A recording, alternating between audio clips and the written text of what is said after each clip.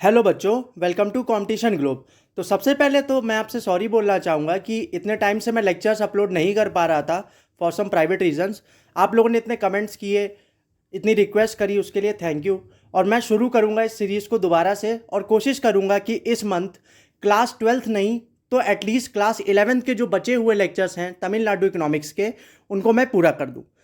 तो चलिए शुरू करते हैं अपना टॉपिक। जहाँ पे हमने छोड़ा था वहीं से इस टॉपिक को स्टार्ट कर रहे हैं, मार्केट और प्राइसिंग एनालिसिस से। और यहाँ पे मार्केट और प्राइसिंग एनालिसिस का लेक्चर 2 है। तो चलिए शुरू करते हैं। तो इसमें जो हम टॉपिक पढ़ने वाले हैं वो है परफेक्ट कंपटीशन। अब देखिए, जब भी बात आती है परफेक्ट कंपटीशन की तो यहाँ पे आपको एक शब्द देखने को मिलता है, कंपटीशन। तो कंपटीशन का मतलब क्या होता है?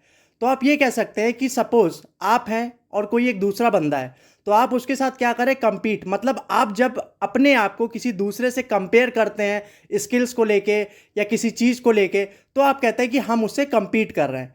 अब जैसे कि आप यूपीएससी एस्पिरेंट्स हैं, तो आप जब एक एग्ज़ाम में अपीयर होते हैं तो आप जैसे लाखों बच्चे हैं जो यूपीएससी के एग्ज़ाम में अपीयर हो रहे हैं, तो आप क्या कर रहे हैं, उन सभी लोगों के साथ compete कर रहे हैं।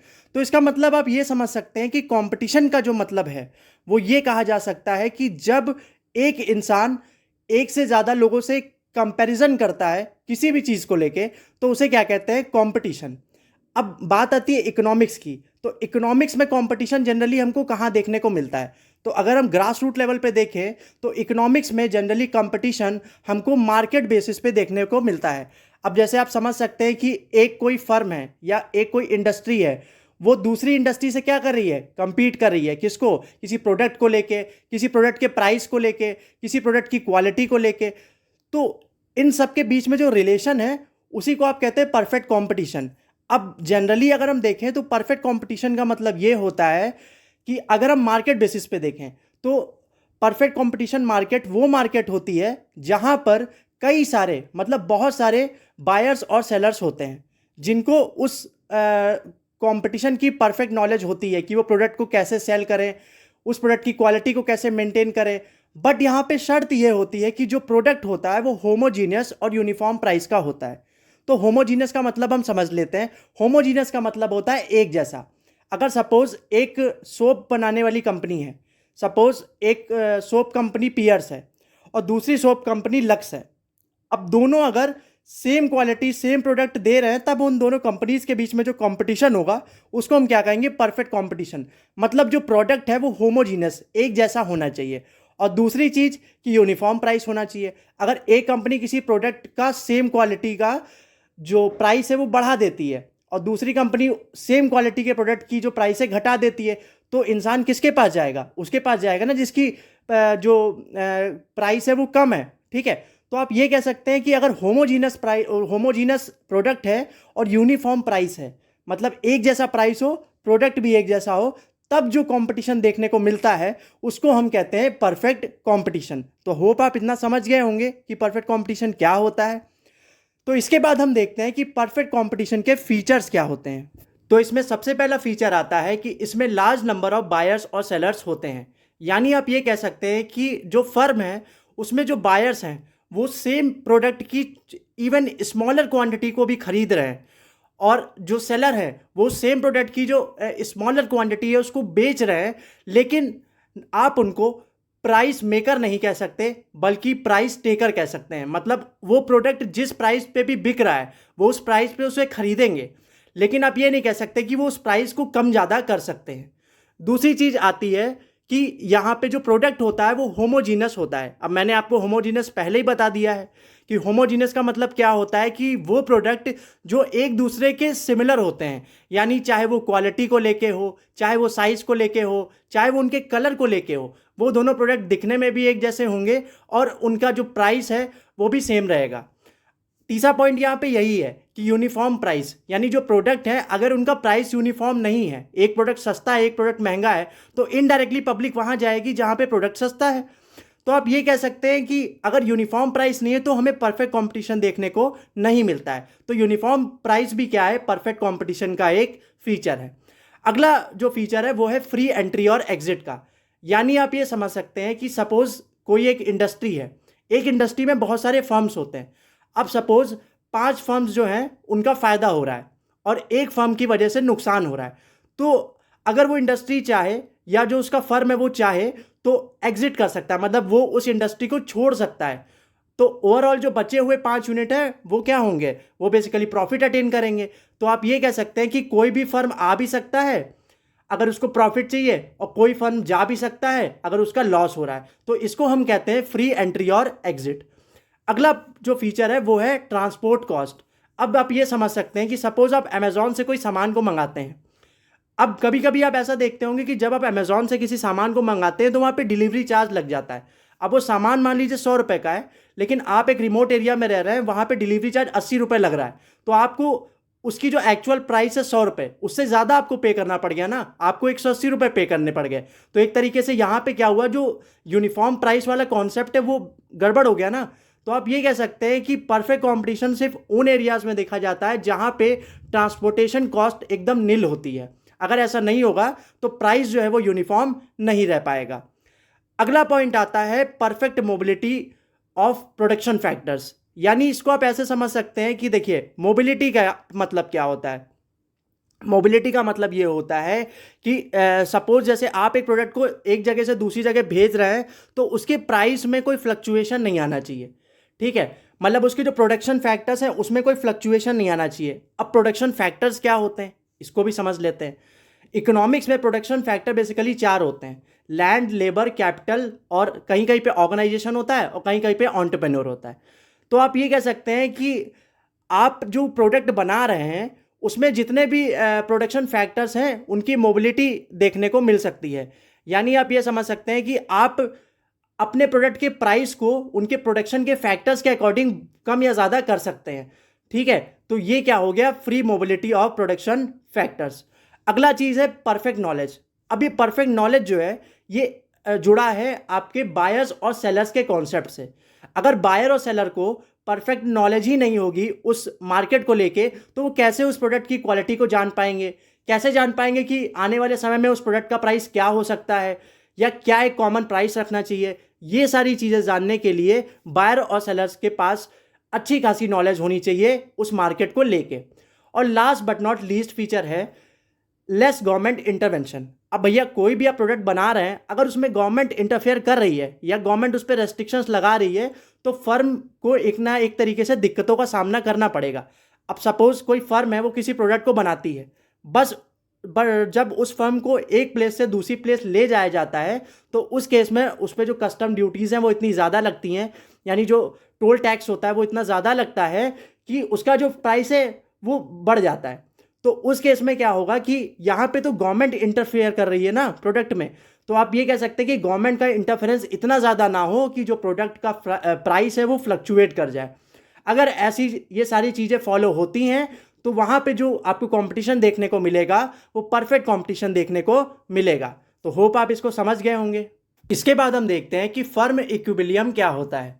अब इक्विलिब्रियम का मतलब आप समझ सकते हैं कि वो ऐसा पॉइंट जहाँ पे एक फर्म को मैक्सिमम प्रॉफिट देखने को मिलता है, उस पॉइंट को हम क्या कहते हैं, इक्विलिब्रियम पॉइंट। अब यहाँ पे ये इक्विलिब्रियम पॉइंट कैसे निकालते हैं, इसके 2 मेथड्स बताए गए हैं। पहला मेथड है टोटल कर्व अप्रोच और दूसरा मेथड है मार्जिनल कर्व अप्रोच। तो हम पहले समझते हैं कि टोटल कर्व अप्रोच क्या है। तो टोटल कर्व अप्रोच को समझने के लिए आप इस ग्राफ को देखिए। अब ये जो ग्राफ है इसमें एक्स एक्सिस पे आपको आउटपुट यानी प्रोडक्ट की जो क्वांटिटी है वो दी है, और जो वाई एक्सिस है उस पर आपको टोटल कॉस्ट और टोटल रेवेन्यू दिया है। तो अगर आप इस ग्राफ को देखते हैं तो यहाँ पे आपको एक कर्व दिख रहा होगा और एक स्ट्रेट लाइन दिख रही होगी। तो जो एस शेप का कर्व है वो टीसी यानी टोटल कॉस्ट का कर्व है, और जो आपको यहाँ पे एक स्ट्रेट लाइन दिख रही है वो है टोटल रेवेन्यू का कर्व। तो अब आप एक चीज़ यहाँ पे देख रहे होंगे कि ये जो टी आर वाली लाइन है ये टीसी को 2 पॉइंट्स पे कट कर रही है। एक पॉइंट पी डैश पे कट कर रही है और एक पॉइंट पी डबल डैश पे कट कर रही है। तो आपको प्रेडिक्ट करना है कि कौन सा वो एरिया है यानी कौन सा वो आउटपुट है जिस पे आपको प्रॉफिट देखने को मिलता है। तो इसी को हम इस ग्राफ से देखेंगे। तो इसके लिए मैंने यहाँ पे 3 केसेस बनाए हैं। पहला केस है ओ से लेके पी डैश वाले पॉइंट तक। तो अगर आप ओ से लेके पी डैश वाले पॉइंट तक देखें तो यहाँ पे जो टोटल कॉस्ट का कर्व है वो जो आपका टोटल रेवेन्यू वाली लाइन है उससे ऊपर है।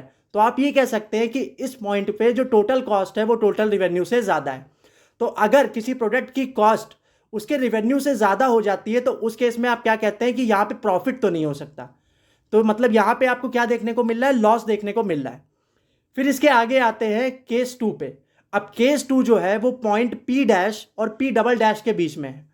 अब अगर आप यहाँ पे देखें तो जो टोटल कॉस्ट वाला कर्व है वो टोटल रिवेन्यू वाले कर्व से नीचे है। तो आप ये कह सकते हैं कि टोटल रिवेन्यू की वैल्यू यहाँ पे ज़्यादा है। तो अगर रिवेन्यू आपका कॉस्ट से ज़्यादा हो जाता है तो उस केस में हम क्या कहते हैं कि उस फर्म को या उस इंडस्ट्री को प्रॉफिट हो रहा है। तो अब हमको यहाँ पे पता करना है कि चलो ये तो कंफर्म हो गया कि पी डैश और पी डबल डैश के बीच में हमको प्रॉफिट देखने को मिल रहा है, पर मैक्सिमम प्रॉफिट कहाँ देखने को मिल रहा है अब हमें ये पता करना है। तो मैक्सिमम प्रॉफिट के लिए आपको क्या करना है कि आप पी डैश के जैसे जैसे आगे बढ़ेंगे एक पॉइंट पी ऐसा आएगा जिस केस में आपको टी आर और टी सी यानी टोटल कॉस्ट और टोटल रिवेन्यू का जो कर्व है उनके बीच में जो डिफरेंस है वो सबसे ज़्यादा देखने को मिलेगा। तो अगर आप देखें कि जो पॉइंट पी है यहाँ पे टोटल कॉस्ट और टोटल रिवेन्यू में आपको मैक्सिमम डिफरेंस देखने को मिल रहा है, तो आप ये कह सकते हैं कि पॉइंट पी पे आपको प्रॉफिट देखने को मिलेगा। इसके बाद हम और आगे बढ़ते हैं। अब आते हैं पॉइंट पी डबल डैश के बाद। तो अगर हम पॉइंट पी डबल डैश के बाद आते हैं तो फिर से आप देख रहे होंगे कि टोटल कॉस्ट का जो कर्व है वो टोटल रिवेन्यू के ऊपर जा रहा है। अब अगर ऐसा फिर होता है कि जब कॉस्ट रिवेन्यू से बढ़ गई तो आपको यहाँ पे क्या देखने को मिलेगा, लॉस देखने को मिलेगा। तो ये रहा आपका टोटल कर्व अप्रोच। यानी आप कैसे पता कर सकते हैं कि वो पर्टिकुलर पॉइंट कौन सा है जहां पे आपको इक्विलिब्रियम देखने को मिलेगा, यानी जहां पे आपको मैक्सिमम प्रॉफिट देखने को मिलेगा, उसको हम ऐसे पता करते हैं। बट क्या होता है कि लॉन्ग टर्म में टोटल कर्व अप्रोच को अप्लाई करना थोड़ा मुश्किल हो जाता है, इसलिए टोटल कर्व अप्रोच की बजाय हम लोग मार्जिनल कर्व अप्रोच को ज़्यादा फॉलो करते हैं। तो ये आप समझ गए होंगे कि टोटल कर्व अप्रोच क्या होता है। इसके बाद हम आते हैं मार्जिनल कर्व अप्रोच पर। तो अगर आप मार्जिनल कर्व अप्रोच के ग्राफ को देखते हैं तो आपको ऐसा लगेगा कि अरे ये तो टोटल कर्व जैसा ही है, लेकिन ऐसा नहीं है। यहाँ पे सिर्फ एक्सिस आपको एक जैसी मिलेगी, बट यहाँ पे जो कॉन्सेप्ट है वो बिल्कुल अलग है। वहाँ पे हम बात करते थे टोटल कॉस्ट और टोटल रिवेन्यू के बारे में, बट यहाँ पर हम बात करेंगे मार्जिनल कॉस्ट और मार्जिनल रिवेन्यू के बारे में। लेकिन अगर आप एक्सिस के अकॉर्डिंग देखें तो यहाँ पे एक्स एक्सिस में आपको आउटपुट यानी क्वांटिटी देखने को मिलेगा और वाई एक्सिस में कॉस्ट, रिवेन्यू और प्राइस देखने को मिलेगा। तो ये तो आप कह सकते हैं कि टोटल कर्व से मिलता जुलता है, बट कॉन्सेप्ट यहाँ पे थोड़ा सा अलग है। तो चलिए इसको हम केसेस के अकॉर्डिंग समझते हैं। तो अगर आप इस ग्राफ में देखें और इसका जो ग्राफ में पॉइंट ओ है, पॉइंट ओ से पॉइंट ए तक अगर आप देखें तो जो आपका मार्जिनल कॉस्ट वाला ग्राफ है वो आपका मार्जिनल रिवेन्यू वाली जो लाइन है उससे ऊपर है। तो आप ये कह सकते हैं कि इस केस में जो मार्जिनल कॉस्ट है वो मार्जिनल रिवेन्यू से ज़्यादा है। तो जब भी मार्जिनल कॉस्ट मार्जिनल रिवेन्यू से ज़्यादा होती है तो वहाँ पे आपको लॉस देखने को मिलता है। अब इसके बाद हम आते हैं केस 2 पे। अब अगर आप केस 2 पे आते हैं तो केस 2 में आपको दिख रहा होगा पॉइंट ए, ठीक है। अगर आप पॉइंट ए देखें तो वहाँ पे जो मार्जिनल कॉस्ट वाला कर्व है और जो मार्जिनल रेवेन्यू वाला कर्व है ये दोनों बेसिकली क्या कर रहे हैं, एक दूसरे को कट कर रहे हैं। तो इस पॉइंट पे आपको क्या देखने को मिलेगा, इक्विलिब्रियम देखने को मिलेगा। मतलब इस पॉइंट पे मार्जिनल कॉस्ट और मार्जिनल रेवेन्यू एक बराबर होंगे। तो इतना आप समझ गए। मतलब पॉइंट ए से जो है आपको प्रॉफिट मिलना स्टार्ट हो गया है। अब इसके बाद जैसे जैसे आप पॉइंट ए से पॉइंट ई की तरफ आएंगे तो इन दोनों के बीच में आप देखेंगे कि जो रिवेन्यू वाला कर्व है वो, सॉरी, रिवेन्यू वाली जो स्ट्रेट लाइन है वो कॉस्ट वाले कर्व से ऊपर है। तो मतलब आप ये कह सकते हैं कि इस केस में आपको क्या देखने को मिलेगा, प्रॉफिट देखने को मिलेगा। और ये प्रॉफिट कब तक देखने को मिलेगा, इसके लिए आप चलिए केस 4 पे। अब जैसे जैसे आप ई की तरफ बढ़ते हैं और पॉइंट ई पे पहुंचते हैं वहां पे आप देखते हैं कि जो मार्जिनल कॉस्ट और मार्जिनल रेवेन्यू का कर्व है ये एक दूसरे को फिर से कट कर रहे हैं। अब अगर यहाँ पे ये एक दूसरे को फिर से कट कर रहे हैं मतलब फिर से मार्जिनल कॉस्ट और मार्जिनल रेवेन्यू एक बराबर है। तो इस केस में भी क्या है, इक्विलिब्रियम देखने को मिल रहा है। तो जब यहाँ पे भी आपको इक्विलिब्रियम देखने को मिल रहा है तो ये चीज़ आपको क्लियर हो गई ना, ए से शुरू हुआ था और ई पे ख़त्म हुआ है। तो मतलब इन दोनों के बीच में आप कितनी भी क्वांटिटी लें आपको जो है प्रॉफिट देखने को मिलेगा। अब जैसे जैसे आप केस 5 की तरफ जाते हैं यानी आप पॉइंट ई के बाहर जाते हैं तो आप फिर से देखते हैं कि जो मार्जिनल कॉस्ट का कर्व है वो मार्जिनल रेवेन्यू से ऊपर चला जा रहा है। तो इस केस में क्या है कि अब फिर से कॉस्ट जो है वो रिवेन्यू से ज़्यादा हो गई, तो यहाँ पे आपको क्या देखने को मिलेगा, लॉस देखने को मिलेगा। तो अगर आपसे कोई पूछे कि मार्जिनल कर्व अप्रोच में हमको क्वांटिटी कहाँ से कहाँ तक रखें कि हमको प्रॉफिट मिले, तो आप कहेंगे क्वांटिटी को आप Q0 से लेके Q2 तक रखें। यानी देखिए पॉइंट ए के नीचे जो क्वांटिटी दी है वो दी है Q0, और जो पॉइंट ई है उसके नीचे जो क्वांटिटी दी है वो है Q2। मतलब Q0 से लेके Q2 के बीच में आप कोई भी क्वांटिटी रखिए, आपको प्रॉफिट देखने को मिलेगा। तो आप ये समझ सकते हैं कि मार्जिनल कर्व अप्रोच जो है, इससे आपको जो प्रॉफिट का फिगर है वो ज़्यादा अच्छा देखने को मिल रहा है टोटल कर्व अप्रोच के कंपैरिजन में। इसीलिए क्या होता है कि मार्जिनल कर्व अप्रोच का यूज़ जो है वो बहुत जगह किया जाता है, और टोटल कर्व का जो यूज़ है वो थोड़ा कम होता है। तो इसके बाद हम देखते हैं कि फर्म की शॉर्ट रन और लॉन्ग रन में इक्विलिब्रियम कंडीशंस क्या होती हैं। तो इसके पहले आपके मन में सवाल ये आ रहा होगा कि ये शॉर्ट रन और लॉन्ग रन क्या होता है।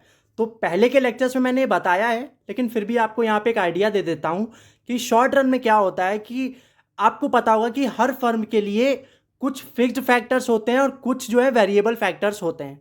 तो शॉर्ट रन में क्या देखने को मिलता है कि कुछ फिक्स्ड फैक्टर जैसे लैंड, लेबर, कैपिटल, ये सब जो है फिक्स रहते हैं, बट कुछ चीज़ों को आप चेंज कर सकते हैं जिनको आप वेरिएबल फैक्टर्स कहते हैं। तो अगर हम यहाँ पे इक्विलिब्रियम की बात कर रहे हैं तो यहाँ पे आपको कॉस्ट को लेके चलना है। तो कॉस्ट का मतलब दो तरीके की कॉस्ट भी होती हैं, एक होती है फिक्स्ड कॉस्ट जिसको आप बदल नहीं सकते, और एक होती है वेरिएबल कॉस्ट जिसको आप बदल सकते हैं। तो शॉर्ट रन में क्या देखा जाता है कि कुछ कॉस्ट जो होती हैं वो फिक्स्ड होती हैं और कुछ कॉस्ट वेरिएबल होती हैं जिनको आप बदल सकते हैं अपने प्रॉफिट और लॉस को देख के। अब यहाँ पे बात आती है कि हम कैसे पता करेंगे कि शॉर्ट रन इक्विलिब्रियम में फर्म कैसे प्रॉफिट पा रहा है, कैसे लॉस पा रहा है। इसके लिए यहाँ पे 3 केसेस आपको देखने को मिलते हैं। पहला केस यहाँ पे ये है कि नॉर्मल प्रॉफिट का, दूसरा केस है सुपर नॉर्मल प्रॉफिट का, और तीसरा केस है नॉर्मल लॉस का।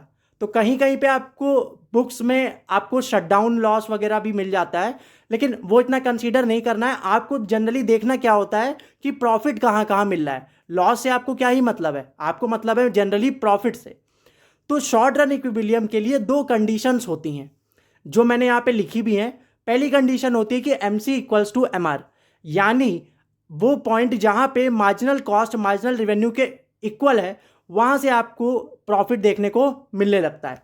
और दूसरा चीज़ यहाँ पे ये देखा जाता है कि जो मार्जिनल कॉस्ट का कर्व है वो मार्जिनल रेवेन्यू के कर्व को नीचे से कट कर रहा हो। मतलब आप ये कह सकते हैं कि वो पॉइंट्स जहाँ पे मार्जिनल रेवेन्यू मार्जिनल कर्व के ऊपर हो, उन पॉइंट्स को अगर आप कंसीडर करेंगे तो वहाँ पे आपको प्रॉफिट देखने को मिलेगा।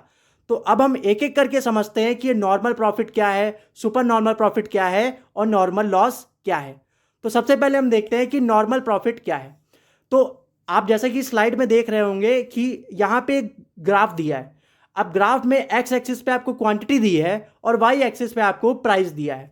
तो अगर आप यहाँ पे देखें तो यहाँ पे आपको पहली कंडीशन ये देखने को मिलेगी कि जो मार्जिनल कॉस्ट है वो मार्जिनल रेवेन्यू वाले कर्व को नीचे से कट कर रहा है और फिर वो बढ़ता चला जा रहा है। अगर आपको समझ नहीं आ रहा कि किधर की मैं बात कर रहा हूँ तो एक बार आप ग्राफ में देखिए। ग्राफ में जो पॉइंट ए है वहाँ पे मैंने सर्कल किया है। अब यहाँ पे आप देख रहे होंगे कि जो एक एक्स एक्सिस के पैरेलल लाइन है वो किसकी लाइन है, वो मार्जिनल रेवेन्यू की लाइन है, और जो एक टिक जैसा आपको बनता हुआ जा रहा है वो मार्जिनल कॉस्ट का ग्राफ है। तो आप देख रहे होंगे कि पॉइंट ए पे जो मार्जिनल रेवेन्यू है और मार्जिनल कॉस्ट का कर्व है वो एक दूसरे को कट कर रहे हैं। मतलब पहली कंडीशन फुलफिल हो गई, आपको एक ऐसा पॉइंट मिल गया जहाँ पे मार्जिनल कॉस्ट और मार्जिनल रेवेन्यू कट कर रहे हैं।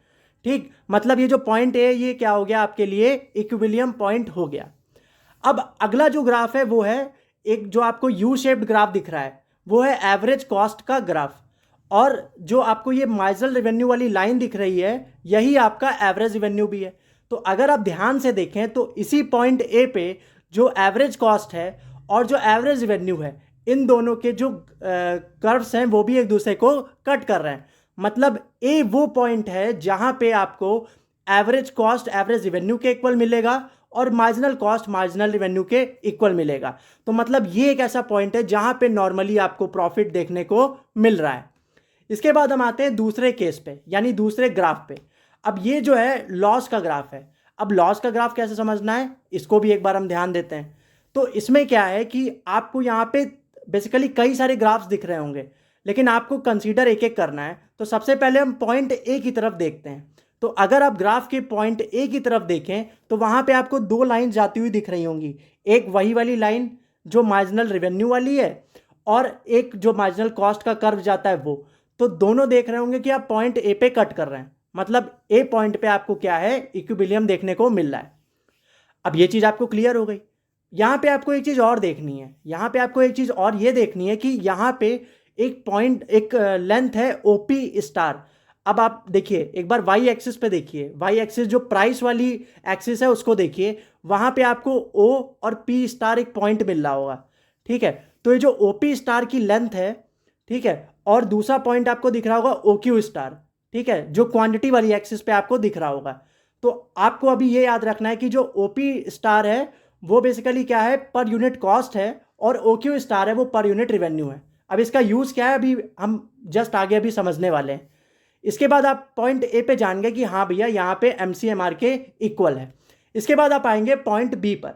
अब जब आप पॉइंट बी पे आएंगे तो आपको यहाँ पे बेसिकली तीन लाइनें देखने को मिल रही हैं। देखिए एक आपको मार्जिनल कर्व वाला ग्राफ दिख रहा होगा, एक आपको एटीसी यानी एवरेज टोटल कॉस्ट वाला ग्राफ देखने को मिल रहा होगा, और तीसरा जो है वो आपको बेसिकली जो एवरेज रिवेन्यू वाली लाइन है उसके ऊपर एक पैरेलल लाइन देखने को मिल रही होगी।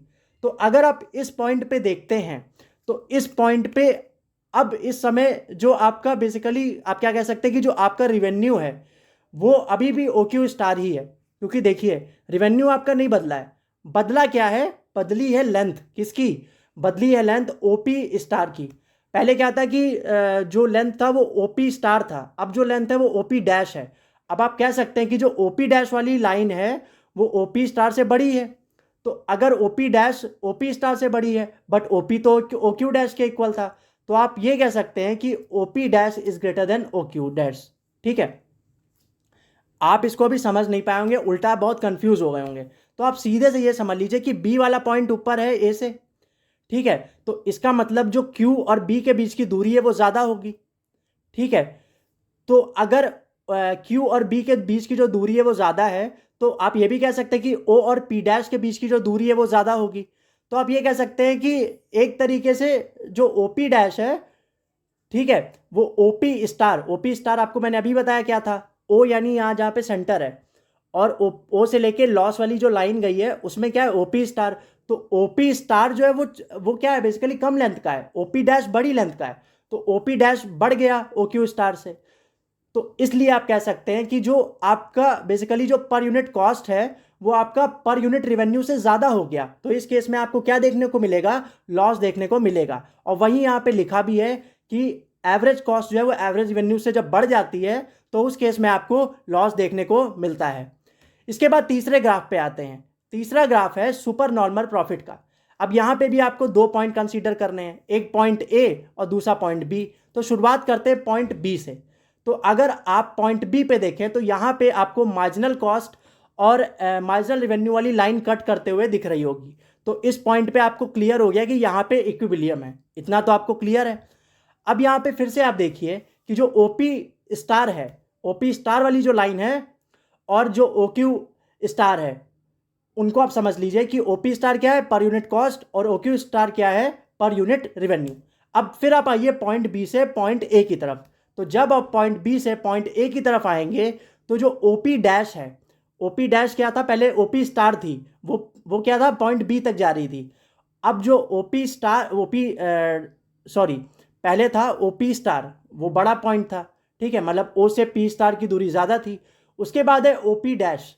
अब जो ओपी डैश है वो ए क्यू स्टार के इक्वल है। तो आप ये कह सकते हैं कि इस पॉइंट पे क्या है कि ओपी डैश की जो लेंथ है वो ओपी स्टार से कम हो गई, मतलब आप ये कह सकते हैं कि O Q dash OP star से बड़ा हो गया। मतलब आप ये कह सकते हैं कि यहाँ पे आपको सुपर नॉर्मल प्रॉफिट देखने को मिल रहा है, ठीक है। अब थोड़ा सा कंफ्यूजिंग है, अगर आपको फिर भी प्रॉब्लम होती है तो मैं इसके लिए एक अलग से लेक्चर बना दूंगा और उसको अच्छे से एक्सप्लेन कर दूंगा। बट मैंने यहाँ पे शॉर्ट में कोशिश करी है कि आप जनरली समझ जाए कि ग्राफ कैसे पता करना है, कि पॉइंट के अकॉर्डिंग हमें कैसे जानना है कि प्रॉफिट कहाँ है और लॉस कहाँ है। तो ये रहा शॉर्ट रन इक्विलिब्रियम के बारे में। इसके बाद हम देखते हैं लॉन्ग रन इक्विलिब्रियम के बारे में। अब देखिए लॉन्ग रन इक्विलिब्रियम में क्या होता है कि जो फिक्स्ड कॉस्ट है वेरिएबल कॉस्ट है वो वाला कॉन्सेप्ट ही खत्म हो जाता है। यहाँ पे हर कॉस्ट को आप बदल सकते हैं, मतलब आप हर प्रोडक्शन के फैक्टर्स को चेंज कर सकते हैं अपनी नीड के अकॉर्डिंग, यानी अपनी डिमांड के अकॉर्डिंग। तो यही यहाँ पे लिखा भी है कि long run curve defines the long run price after increase in demand. मतलब जब किसी प्रोडक्ट की डिमांड बहुत ज़्यादा बढ़ जाती है तो उसको लंबे समय के लिए उसका क्या प्राइस रखा जाए, इसको हम लॉन्ग रन कर्व की मदद से पता करते हैं। अब इसको समझना बहुत ही आसान है। इसके लिए सिर्फ आपको क्या करना है कि इस ग्राफ को देखना है। अब इस ग्राफ में एक्स एक्सिस का मतलब आपको पता होगा क्वांटिटी यानी आउटपुट के बारे में बात की गई है, और वाई एक्सिस का मतलब यहाँ पे है एवरेज रेवेन्यू और मार्जिनल रेवेन्यू। ठीक है, तो यहाँ पे आपको बेसिकली तीन कर्व्स दिख रहे होंगे, सॉरी दो कर्व्स दिख रहे होंगे और एक लाइन दिख रही होगी। तो यहाँ पर आप ये कह सकते हैं कि ये जो स्ट्रेट लाइन है, यानी जो लाइन एक्स एक्सिस के पैरेलल है, ये कौन सी लाइन होगी? मार्जिनल रेवेन्यू और एवरेज रेवेन्यू वाली। इसके ऊपर का जो कर्व है वो आपको एक दिख रहा होगा एलएमसी, यानी इसको कहेंगे लॉन्ग रन मार्जिनल कॉस्ट। ठीक है, और एक आपको दिया होगा एलएसी, यानी लॉन्ग रन एवरेज कॉस्ट। ठीक, तो आपको ये तीनों के बारे में पता चल गया। अब इसके बाद आपको देखना है कि इक्विलिब्रियम कहाँ पे है। इक्विलिब्रियम आपको मिल रहा है पॉइंट ई पे। क्यों? क्योंकि देखिए यहाँ पे ये आपका मार्जिनल रेवेन्यू वाली लाइन जो आपका मार्जिनल कॉस्ट वाली लाइन है लॉन्ग रन में, उसको कट कर रही है। तो मतलब ये पॉइंट भैया क्या है? इक्विलिब्रियम का पॉइंट है। ठीक है, लेकिन हमको ये प्रूव करना है कि यही पॉइंट इक्विलिब्रियम का पॉइंट है। इसको कैसे करें? देखिए कंडीशंस मैंने आपको बता दी हैं कि मार्जिनल रेवेन्यू और मार्जिनल कॉस्ट बराबर होने चाहिए, और दूसरा चीज़ है कि मार्जिनल रेवेन्यू जो है वो इंक्रीजिंग होना चाहिए। तो इंक्रीजिंग तो आपको दिख रहा है, लेकिन ये इक्विलिब्रियम का पॉइंट है, ये कैसे पता करें? इसके लिए आपको देखना पड़ेगा कि टोटल रेवेन्यू पॉइंट ई पे क्या है। अब टोटल रेवेन्यू का फॉर्मूला होता है प्राइस इनटू क्वांटिटी। तो अगर आप पॉइंट ई पे देखें तो उस पॉइंट ई पे जो प्राइस है वो कितना है? वो प्राइस है 8, यानी जो आपका रेवेन्यू है वो कितना है? 8। ठीक है, और क्वांटिटी कितनी है? 500। तो अगर आप 8 को 500 से मल्टीप्लाई कर दें तो जो वैल्यू आएगी वो हो गया आपका टोटल रेवेन्यू। इसके बाद हम आते हैं टोटल कॉस्ट पे। अगर टोटल कॉस्ट देखें तो टोटल कॉस्ट होता है एवरेज कॉस्ट इनटू क्वांटिटी। अब एवरेज कॉस्ट कितनी है? जो जितना एवरेज रेवेन्यू है उतनी यहाँ पे एवरेज कॉस्ट है। तो एवरेज कॉस्ट भी कितनी है? 8 है। क्वांटिटी कितनी है? 500। तो आप 8 को 500 से मल्टीप्लाई करेंगे तो जो भी आएगा, एक तरीके से आप ये समझ सकते हैं कि यहाँ पे जो टीआर आएगा वही टीसी आएगा। मतलब इस पॉइंट पे टोटल रेवेन्यू और टोटल कॉस्ट इक्वल होगा। मतलब ये पॉइंट ई क्या है? आपका इक्विलिब्रियम का पॉइंट है। और क्योंकि इक्विलिब्रियम का पॉइंट है मतलब यहाँ से आपको प्रॉफिट भी मिलेगा। तो आप ये कह सकते हैं कि एट पॉइंट ई आपको प्रॉफिट मिल रहा है। तो उस केस में लॉन्ग रन में क्या होता है कि marginal revenue, marginal cost, average revenue, average cost और प्राइस सब एक बराबर होते हैं। तो ये रहा आपका लॉन्ग रन का कॉन्सेप्ट। तो इस वीडियो के लिए बस इतना ही। मिलते हैं आपसे नेक्स्ट वीडियो में एक नए टॉपिक के साथ। तब तक के लिए goodbye and love you all.